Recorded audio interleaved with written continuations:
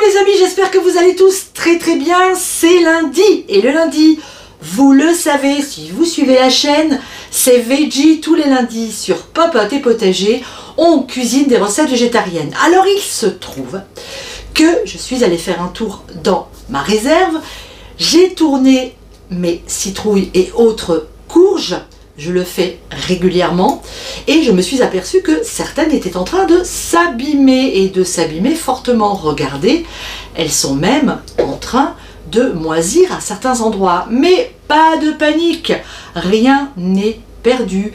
Aujourd'hui, je vous propose de réaliser une soupe. On va faire une soupe à la courge, au potiron. Enfin, on prend toutes les courges qui s'abîment et on va réaliser une délicieuse soupette. Une soupette qu'on va pas pouvoir manger parce qu'il va y en avoir beaucoup trop. Et ben qu'est-ce qu'on va faire? Et ben on va la conserver, tout simplement. Allez, vous êtes prêts? Vous allez voir. C'est tout simple à faire, c'est délicieux, c'est goûteux, comme d'habitude. Je commence ma recette en mettant une belle rasade d'huile d'olive dans ma gamelle. Celle de mes partenaires Terra Delissa sera parfaite. Lorsque celle-ci est chaude, je viens y mettre tous mes aliacés, c'est-à-dire l'échalote, l'oignon et l'ail que j'ai coupé en morceaux assez grossiers. Et je vais laisser revenir le tout jusqu'à ce que ça dore très légèrement. Pendant ce temps-là, on va s'occuper des courges, c'est-à-dire qu'on va récupérer toutes les parties qui sont bonnes et on va éliminer, là ça va encore, vous voyez, on va éliminer, je vous montre sur celle-là, voilà, toutes les parties un peu abîmées, là, je vais les enlever. Et puis je vais récupérer tout ce qui est encore bon à manger. Alors là, armez-vous de patience parce que c'est un petit peu casse-pied à éplucher quand même. Alors vous voyez, mon gros potiron rouge des tempes, il était vraiment temps que je m'en occupe.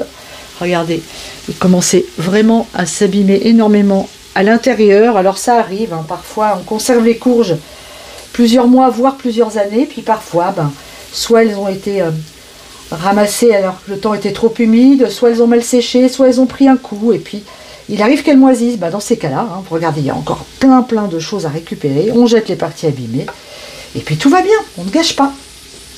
Allez, mon petit mélange est parfait, j'ajoute maintenant du 4 épices et du curry. Je mélange. Je vais également saler, poivrer, et je vais venir mélanger le tout et je vais laisser rissoler 3-4 minutes. Ça y est, mes courges sont épluchées, je les ai mises dans ma cocotte et j'ai bien mélangé le tout. Je vais maintenant venir ajouter de l'eau juste à hauteur des courges. C'est fait, je vais maintenant couvrir, je vais porter à ébullition. Ensuite, je baisserai le feu et je laisserai cuire 40 minutes. Ça y est les amis, notre soupe est prête. Alors évidemment, elle n'est pas arrivée à ce stade-là toute seule. Une fois que mes légumes ont été cuits, je les ai mixés avec mon mixeur plongeant. Regardez cette magnifique soupe, je l'ai goûtée, elle est absolument délicieuse. Alors qu'est-ce qu'on fait maintenant? Eh bien c'est très simple. Je vais venir mettre ma soupe dans des bouteilles en verre que je récupère tout au long de l'année. Lorsqu'on boit des jus de fruits, des jus de tomates ou plein d'autres boissons qui sont dans des bouteilles en verre, gardez toujours vos bouteilles parce qu'on peut récupérer des bouchons. Mais les bouteilles en verre, c'est plus compliqué. Alors gardez-les et comme ça, vous voyez, ça va nous permettre de mettre notre soupe dedans et de pouvoir après aller la stériliser.